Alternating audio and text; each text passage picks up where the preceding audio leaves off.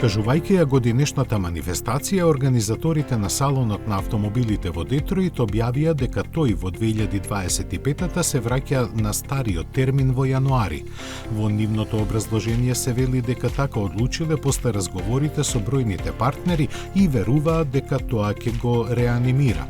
Салонот во Детройт, кој некогаш важеше за еден од најзначајните, започна да го губи својот сјај уште пред 7-8 години.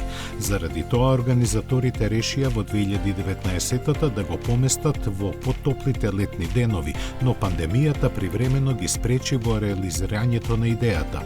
Иако нема многу простор за оптимизам, треба да видиме што ќе донесе иднината, но во минатото овој салон на Детройт и околината и носеше до $500 милиони финансиски приливи.